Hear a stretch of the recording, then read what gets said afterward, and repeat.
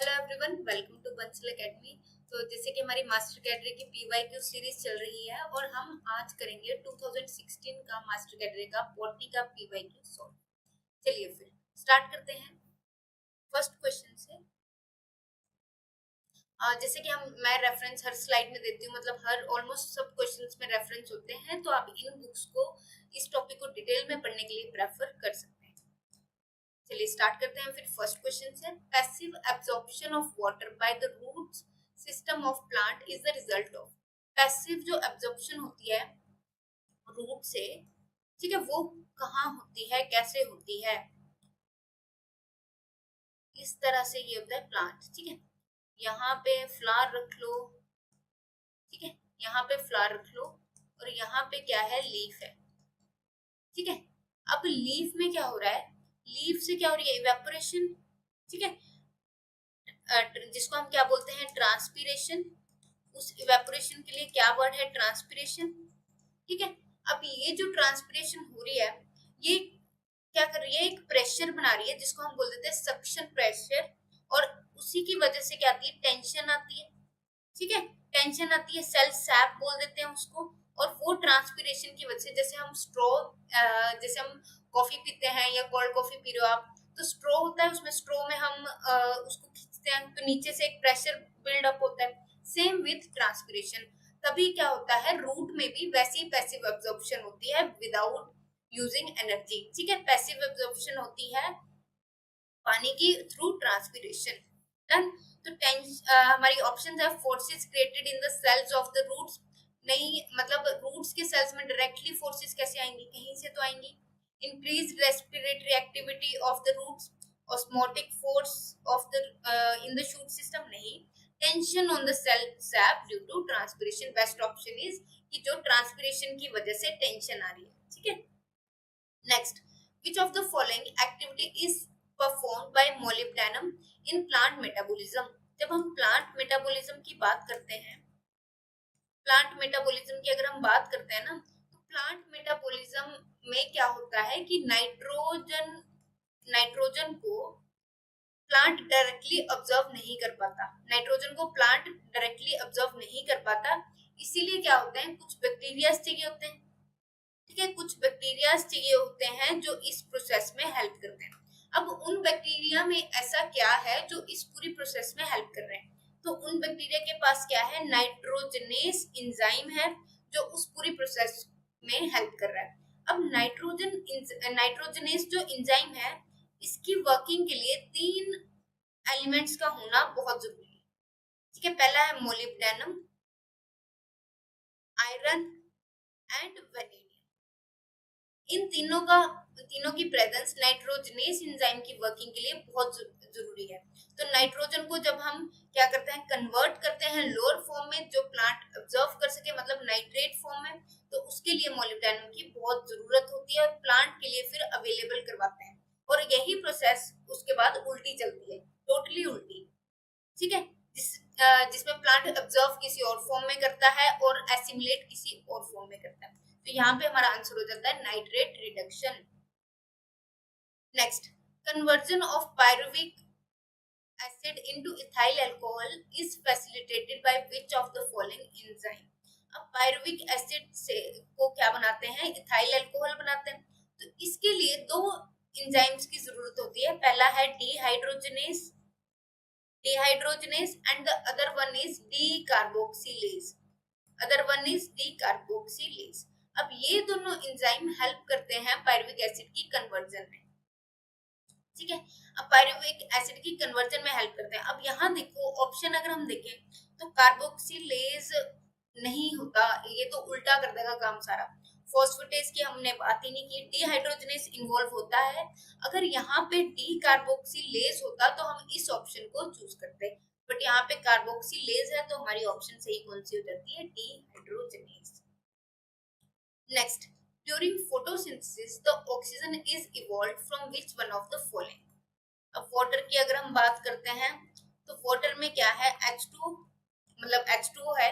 अब H2O को तोड़ा जाता है जिसको बोला जाता है photolysis of water, photolysis of water. अब ये किसकी, फोटो मतलब लाइट, लाइट की प्रेजेंस में वाटर को तोड़ना, तो ये दो आयंस में टूटती है, H2 प्लस O2, ठीक है, मतलब हाइड्रोजन आयंस एंड ऑक्सीजन में टूटती है। ऑक्सीजन इवॉल्व हो रही है तो हमारा आंसर क्या हो जाता है, वाटर। क्लियर? चलिए फिर next, the maximum rate of photosynthesis occurs in, maximum photosynthesis किस लाइट में हो रही है? मैक्सिमम फोटोसिंथेसिस होती है रेड लाइट में, उससे कम फोटोसिंथेसिस होती है ब्लू लाइट में, ठीक है। रेड में सबसे ज्यादा होती है, ब्लू लाइट में उससे कम, और ग्रीन की अगर हम बात करते हैं तो ग्रीन में सबसे कम फोटोसिंथेसिस होती है। अब आपको लग रहा होगा यार ग्रीन लाइट तो, ग्रीन लाइट है क्या, ग्रीन लाइट तो प्लांट्स में ग्रीन कलर होता है तो ग्रीन लाइट सबसे ज्यादा करती है, ऐसा नहीं होता। ये वेवलेंथ पे डिपेंड करता है इन लाइट्स की। तो रेड की जो वेवलेंथ है वो मोस्ट फेवरेबल होती है फॉर फोटोसिंथेसिस, तो हमारा आंसर हो जाता है रेड। अब मैक्सिमम रेट, अब यहाँ पे ब्लू एंड रेड भी ऑप्शन में दे रखा है। ब्लू एंड रेड हम तब चूज करते जब दोनों की जो रेट होता फोटोसिंथेसिस का दोनों लाइट्स का सेम होता, बट यहाँ पे क्या है, रेड का ज्यादा होता है और ब्लू का रेड से थोड़ा कम होता है, ठीक है। अगर रेड ऑप्शन में नहीं है, you have to choose blue. Green सबसे कम करता है, याद रखना इन्हीं तीनों पे ज्यादातर क्वेश्चन आता है। Next, which one of the following auxins is widely used as a selective weedicide. Auxins की अगर हम बात करते हैं तो सिंथेटिक ऑक्सीन है, यहाँ पे सिंथेटिक ऑक्सीन है जिसको वीडिसाइड की तरह यूज किया जाता है। वो कौन सा है, 2,4-D, ठीक है। 2,4-D क्या है, वो सिंथेटिक ऑक्सीन है जिसको वीडिसाइड की तरह यूज किया जाता है। अब वीडिसाइड क्या होता है, वीडिसाइड होता है प्लांट्स को, जो वीड्स होते हैं अनवांटेड प्लांट्स को वेनिश करने के लिए, अनवांटेड प्लांट्स का रिमूवल करने के लिए यूज किया जाता है, ठीक है। तो हमारा आंसर हो जाता है 2,4-D, ठीक है। क्या आंसर होता है, 2,4-D। Next, which one of the following activities in plants is controlled by abscisic acid? abscisic acid कैसा है, स्ट्रेस हार्मोन है और ये एंटागोनिस्टिकली काम करता है। कैसे काम करता है, एंटागोनिस्टिकली, एंटागोनिस्टिकली मतलब ऑपोजिट रोल होता है इसका जनरली, ठीक है। तो ये किसमें हेल्प कर रहा है, मतलब अब सेल डिवीजन का हमें पता है साइटोकाइनिन, और shoot elongation auxin and gibberellin का क्या काम रह गया, है ना। उसके बाद लीफ फॉल एंड डोरमेंसी की अगर हम बात करते हैं तो ये क्या करता है, मैंने बोला एंटागोनिस्टिक काम करता है। तो पत्ते को क्या करेगा, पत्ते को फेंकना है या उठाना है। एब्सिसिक एसिड को स्ट्रेस हार्मोन भी बोला जाता है। मान लो प्लांट में क्या हुआ, मान लो प्लांट में कमी होगी किसकी, मान लो प्लांट में कमी हो गई पानी की, ठीक है, पानी की कमी है तो एब्सिसिक एसिड क्या करेगा, स्टोमेटा को क्लोज कर देगा। मतलब स्ट्रेस जैसे ही होगा एब्सिसिक एसिड वहां पे अपना काम करना स्टार्ट कर, ठीक है। स्ट्रेस हार्मोन है, एब्सिसिक एसिड अपना काम करना स्टार्ट कर देगा।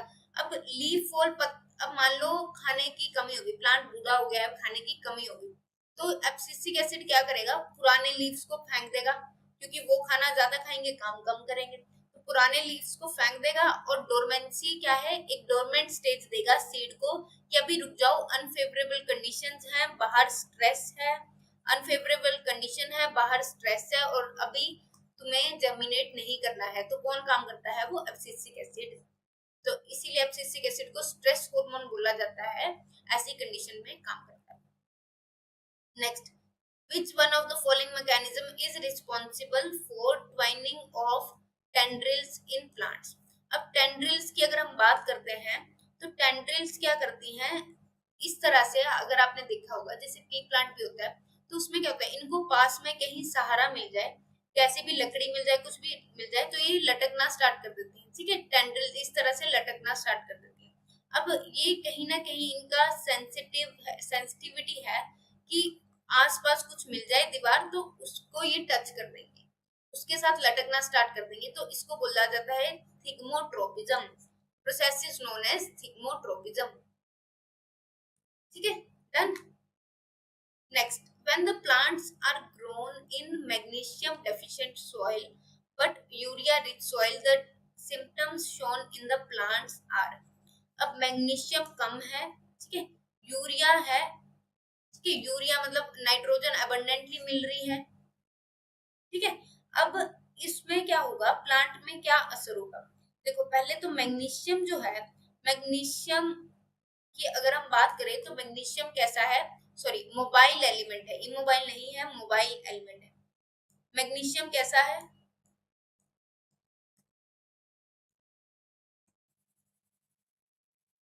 मैग्नीशियम कैसा एलिमेंट है, मोबाइल एलिमेंट है, मतलब इसको फटाफट स्ट्रेस कंडीशन में मोबाइल एलिमेंट को ट्रांसपोर्ट कर दिया जाएगा यंग यंग लीव्स में, ठीक है, पुरानी ओल्ड लीव से इसको ट्रांसफर कर दिया जाएगा यंग लीव्स में,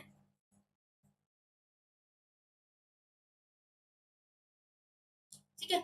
अब यंग लीव्स में जब इसको ट्रांसफर किया जाएगा तब क्या होगा कि जो मैग्नीशियम की कमी है वो किसमें पहले दिखेगी, ओल्ड लीव्स में, क्योंकि यंग लीव्स में इसको ऑलरेडी ट्रांसपोर्ट कर दिया गया है, तो येलोइंग ऑफ लीव्स यही दिखेगा किसमें, ओल्ड लीव्स में, ठीक है। तो हमारा आंसर हो जाता है ए, मोबाइल एलिमेंट्स को ट्रांसपोर्ट कर दिया जाता है ओल्ड से यंग में, बट इमोबाइल जो एलिमेंट्स होते हैं उनका क्या रहता है कि उनको ट्रांसपोर्टेशन नहीं कर पाते हैं, तो यंग लीव्स में उनके सिम्टम्स पहले दिखते हैं। अब ये मोबाइल है तो इसके सिम्टम्स कहाँ दिखेंगे हमें, पहले ओल्ड लीव्स में, clear. Next, which one of the following prevents the fall of fruits from the tree? अब यहाँ पे एक ऐसा सिंथेटिक ऑक्सीजन है जो क्या करेगा, मतलब फ्रूट्स को ट्री से गिरने से बचाएगा, ठीक है। अब ये करता क्या है, पहले तो एब्सिशन को रोकता है, एब्सिशन क्या है, एब्सिशन होता है कि जब पक रहा है तो उसको रोक देगा, आई एम सॉरी, एब्सिशन क्या है, जब फ्रूट पक रहा है तो उसको रोक देगा, क्लियर।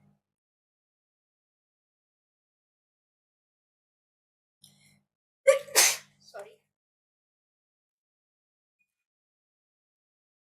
एक सेकेंड। अच्छा, जनरली क्या होता है, जब एब्सिशन होती है ना तब एक एब्सिशन लेयर बनती है फ्रूट्स के ऊपर जिससे वो एब्सिशन करते हैं, ठीक है। एब्सिशन लेयर बनती है, एब्सिशन लेयर क्या है, एक डेड लेयर बनती है जिससे फ्रूट शेड ऑफ होते हैं, डेड लेयर इज फॉर्म्ड जो क्या करवा रहे हैं, फ्रूट को शेड ऑफ करवा रहे हैं, ठीक है।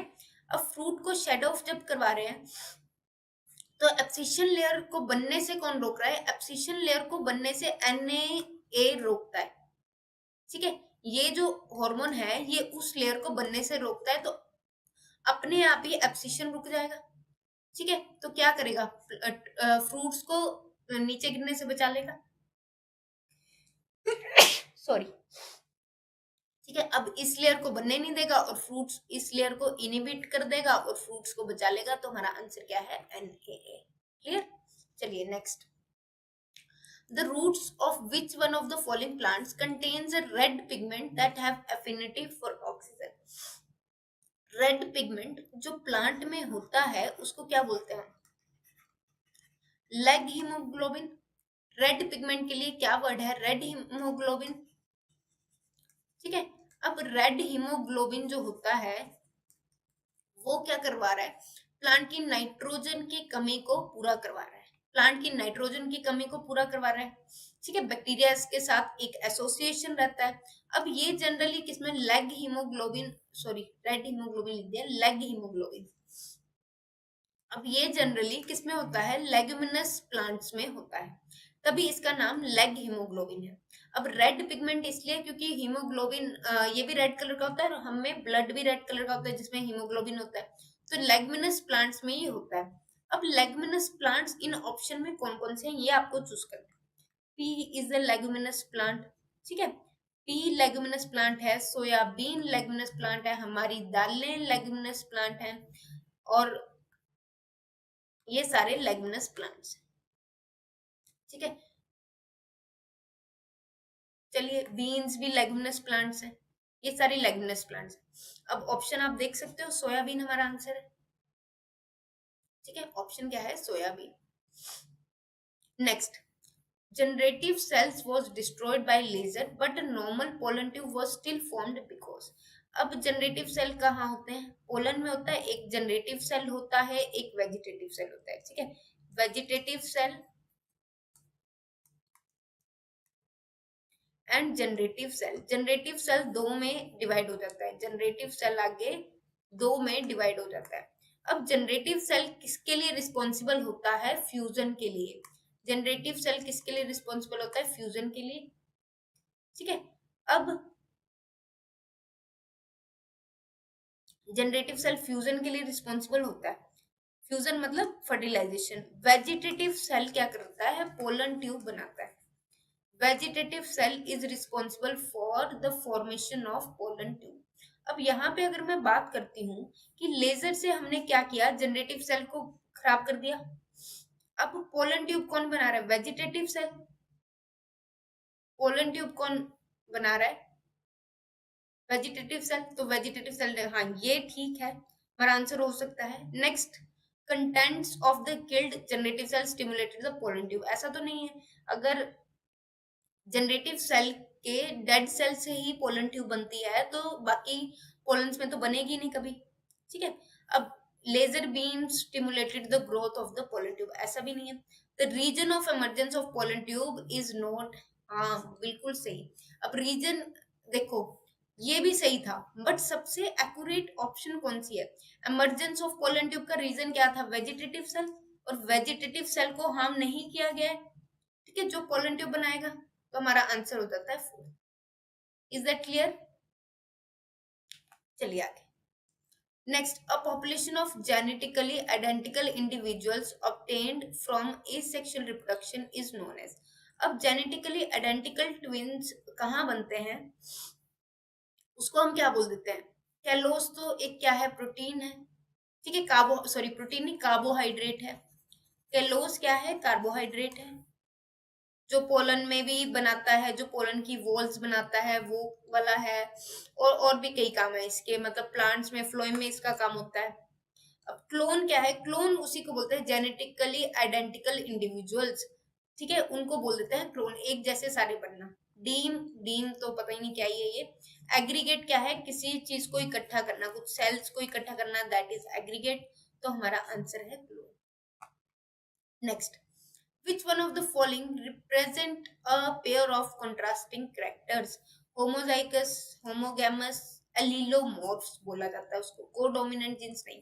एलिलोमॉर्फ्स क्या है? मान लो मेरे में एक ब्लैक कलर्ड जीन है, मतलब एक ब्लैक कलर्ड जीन है और एक ब्लू कलर्ड जीन है, ठीक है। ब्लू आई कलर, आई कलर की बात कर रही हूँ। आई कलर है, दो टाइप के जीन है मेरे में, एक ब्लू और एक ब्लैक। अब एक उस पे, एक पे एलील कौन सा रहेगा? ब्लू वाला। एक पे रहेगा, एक क्रोमोसोम पे ब्लैक रहेगा, जो इकट्ठे काम करते हैं, पेयर ऑफ क्रोमोसोम्स काम करते हैं। अब ब्लू वाले की अगर हम बात करें तो ब्लू वाला रिसेसिव है, तो इसीलिए ब्लैक वाला क्या है? डोमिनेंट, इसीलिए मेरी क्या है? Black eyes. अगर यहाँ पे ब्लैक की जगह ब्लू होता तो मेरी क्या होती? ब्लू आईज होती। और इसी को लीलोमॉर्फ बोलते हैं, जब दोनों एलील्स प्रेजेंट होते हैं, एक कंट्रास्ट में प्रेजेंट होते हैं। Next, a male child will be born to the parents if the father is healthier than the mother. नहीं, ऐसा तो कुछ नहीं है। फादर हेल्दियर है, उसका मेल चाइल्ड से क्या लेना देना? Mother cats healthy diet during pregnancy, बिल्कुल नहीं। ईट्स आएगा यहाँ पे, कैट्स नहीं आएगा, ठीक है। The genetic composition of the child includes X Y combination of chromosomes, बिल्कुल। मेल की अगर हम बात करते हैं तो एक्स वाई चाहिए होता है, वहीं अगर हम फीमेल की बात करते हैं तो कौन सा चाहिए होता है? एक्स एक्स चाहिए होता है, ठीक है। तो हमारा एक्स एक्स से क्या होता? फीमेल होती, ठीक है। एक्स एक्स से क्या होता? फीमेल होती। बट अगर हम बात कर रहे हैं एक्स वाई की तो यहाँ पे मेल, और हमें क्वेश्चन में क्या पूछा गया है? मेल ही तो पूछा गया। Next, when the desired variation is required to be induced in a vegetatively propagated crop, the most commonly used method of breeding is। जब कोई भी desired variation लेके आनी है हमें, ठीक है। अब वेजिटेटिवली प्रोपेगेटेड क्रॉप है तो उसमें क्या करना है हमें? उसमें इंड्यूस करवानी है। हमें पता है म्यूटेशन से वेरिएशन इंड्यूस हो सकती है, म्यूटेशन सडन चेंज करवाता है, ठीक है, सडन चेंज कौन करवा सकता है? म्यूटेशन। तो उसको क्या बोल देंगे हम? म्यूटेशन ब्रीडिंग करवा देंगे उसमें, यूजिंग एक्सरेज एक्सेट्रा एक्सेट्रा, कुछ भी करके हम उसमें चेंजेस करवा देंगे। Next, at which particular stage of cell cycle the histone proteins are synthesized in an eukaryotic cell? Histone proteins क्या कर रहे हैं? हिस्टोन प्रोटीन्स क्या करते हैं? क्वाइलिंग ऑफ डीएनए में हेल्प करते हैं। डीएनए को क्या करना है? इकट्ठा करवाना है। तो कौन काम कर रहा है? हिस्टोन प्रोटीन्स काम कर रहा है। अब हिस्टोन प्रोटीन बनते कब हैं? हिस्टोन प्रोटीन एस फेज में बन जाते हैं। ठीक है, एस फेज में हिस्टोन प्रोटीन बनते हैं। ठीक है, सिंथेसिस फेज में, सिंथेसिस डीएनए सिंथेसिस भी इसी फेज में होती है, प्रोटीन सिंथेसिस भी इसी फेज में होती है। तो इससे याद रखना, प्रोटीन सिंथेसिस भी इसी फेज में होती है। ठीक है, तो हमारा आंसर क्या है? S phase. क्लियर?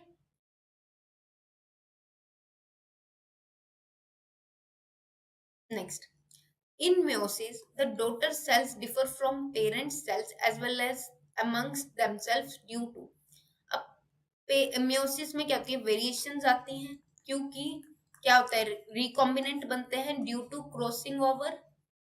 ठीक है, रिकॉम्बिनेंट बनते हैं ड्यू टू क्रॉसिंग ओवर। अब तीन चीजें यहाँ पे होती है। एक तो सेग्रीगेशन, सेग्रीगेशन जब क्रोमोसोम अलग होंगे, इंडिपेंडेंटली अपने आप को एजोर्ट करेंगे। अगर इंडिपेंडेंट नहीं करेंगे तो अलग होने का फायदा ही क्या? वो इकट्ठे अपने आप को एक्सप्रेस कर लेंगे।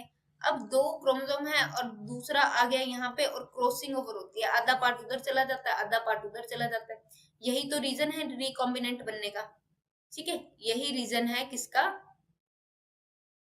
मियोसिस से आगे बनने का। ठीक है, तो हमारा आंसर है segregation, independent assortment and crossing over. Next, the idea of natural selection as the fundamental process of evolutionary changes was conceived. दो साइंटिस्ट थे, अकेले के लिए इन्होंने अकेले के लिए भी काम किया था, ठीक है, और इकट्ठे भी काम किया था। अकेले के लिए जब इन्होंने काम किया था तो ये पर्टिकुलर ईयर हमें दे रखे हैं, और इन्होंने इकट्ठे भी काम किया था। ठीक है, इन्होंने इकट्ठे भी काम किया था, और सॉरी, हाँ, इन्होंने अकेले अकेले काम भी किया है और इकट्ठे भी काम किया है। तो हम ये लेंगे कि आइडिया कहाँ से आया? दोनों साइमल्टेनियसली नेचुरल सिलेक्शन पे काम कर रहे हैं। ठीक है, तो नेचुरल सिलेक्शन होता क्या है? मतलब नेचर उसको सिलेक्ट करती है जो बेस्ट है, जो नेचर से सिलेक्ट हो गया वो बेस्ट है, तो नेचुरल सिलेक्शन उसी से होता है। Done. Next, which one of the following gases provide the carbon skeleton of living things during the origin of life? अब यहाँ आपको सब में किसी में कार्बन की प्रेजेंस दिख रही है? वाटर वेपर्स में कार्बन की प्रेजेंस नहीं है, मीथेन में हो सकती है, नाइट्रोजन में N2 यार, अमोनिया NH3, तो मीथेन में है, बिल्कुल है। CH4, कार्बन यहीं से आएगा, और कहां से आएगा? हमारा आंसर हो जाता है methane. Next, which one of the following is the best suited method for the production of virus-free plants? Production of virus-free plant. यहाँ पे हम बात करते हैं एंथर। एंथर में वायरस फ्री प्लांट, जब एंथर में वायरस आ गया तो वायरस फ्री प्लांट हो पाएंगे? नहीं हो पाएंगे। Same with ovule, same with embryo, एक बार वायरस आ गया तो आ गया। हम मेरिस्टेम कल्चर की बात करते हैं, तो जब एपिकल की बात करते हैं ना, तो एपिकल कहाँ है? एपेक्स पे रहती है। तो हम एपिकल वाले पार्ट को काट के नया प्लांट बनवा सकते हैं। एपिकल वाले पार्ट को काट के नया प्लांट बन जाएगा। ठीक है, नया प्लांट बन जाएगा। अब उसी से क्या बनेगा? मेरिस्टेम, उसी से क्या बन जाएगा? Meristem culture. ठीक है, क्लियर इतना? उसी से मेरिस्टेम कल्चर, और मेरिस्टेम से ही आगे एपिकल पार्ट बनता है जो वायरस फ्री प्लांट्स बना सकता है। वायरस फ्री प्लांट कैसे बनेंगे? अपेक्ट से, जब हम इस सेल को एक्सट्रैक्ट करेंगे। Next, the first genetically modified organism is. अब जेनेटिकली मॉडिफाइड ऑर्गेनिज्म की अगर हम बात करते हैं तो यहाँ पे बैक्टीरिया थे। ठीक है, बैक्टीरिया बनाए गए थे first genetically modified organism.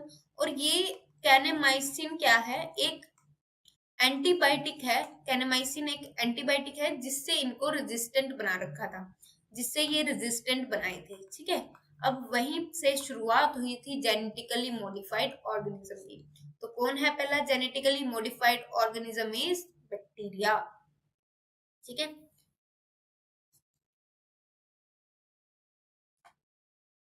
Next, which one of the following techniques is best used to introduce genes in dicot plants? dicot plants की अगर हम बात करें तो dicot plants में ना एक बैक्टीरिया क्या करता था, ट्यूमर इंड्यूस करता था। ठीक है, ट्यूमर इंड्यूस करता था। अब बैक्टीरिया ट्यूमर इंड्यूस करता था तो इन्होंने क्या किया, उस बैक्टीरिया से ट्यूमर वाला जीन को रिमूव करके इन्होंने अपना अच्छे वाला डिजायरेबल जीन डाल दिया, डिजायरेबल जीन डाल दिया उसमें।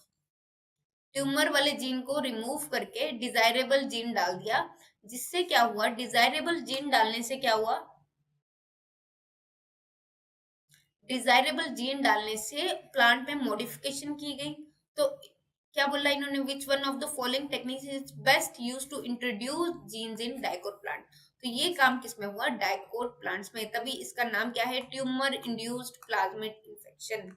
ठीक है, next, the competition for light, nutrient and space is most swear between. अब लाइट, न्यूट्रिएंट एंड स्पेस में कंपटीशन कहाँ होगा, जहां पे मैं और मेरा भाई हैं, हम एक कमरे में रह रहे हैं, तभी तो कंपटीशन होगा। मैंने टीवी देखना है, मुझे एसी नहीं चलाना, मुझे चलाना है, मुझे ये देखना है, मुझे वो देखना है, हम तभी लड़ेंगे ना एक ही जगह पे। ठीक है, एक ही टीवी के लिए अगर हम एक ही जगह, मेरा अलग रूम है, मेरे भाई का अलग रूम है, उसका अपना टीवी है, मेरा अपना टीवी है, उसका अपना एसी कूलिंग कर रहा है, मेरा अपना एसी कूलिंग कर रहा है, हम में लड़ाई क्यों होगी, अपना काम करे, मैं अपना काम कर रही हूँ। ठीक है, तो क्लोजली रिलेटेड रिलेटेड ऑर्गेनिज्म तो है, सेम चीज करनी है, हमें टीवी देखना है तो टीवी देखना है, एसी चाहिए तो एसी चाहिए। तो क्लोजली रिलेटेड, डिफरेंट नीच में है तो कंपटीशन होगा, बिल्कुल नहीं होगा। Closely related organism growing in same area नीच, बिल्कुल। अब डिस्टेंटली आ गया तो डिस्टेंटली से तो काम ही खत्म हो गया। ठीक है, तो यहाँ पे हमारा बी वाला ऑप्शन सही हो जाता है। Next, the major aerosol pollutant in jet plane emission is. Major aerosol pollutant की अगर हम बात करते हैं, मतलब जेट प्लेन से जो भी निकलता है, तो वो होता है सीएफसीज। सीएफसीज इन्वायरमेंट को बहुत हार्म करते हैं, ओजोन लेयर को हार्म कर रहे हैं, और इसका आंसर है हमारा फ्लोरोकार्बन्स। फ्लोरोफ्लोरोकार्बन्स बोल सकते हैं, फ्लोरोकार्बन्स बोल सकते हैं। ठीक है, फिर मिलते हैं नेक्स्ट पार्ट में। Thank you. ये वाला पार्ट हमारे 25 क्वेश्चन हो चुके हैं, 25 हम नेक्स्ट पार्ट में करेंगे। ठीक है, ओके।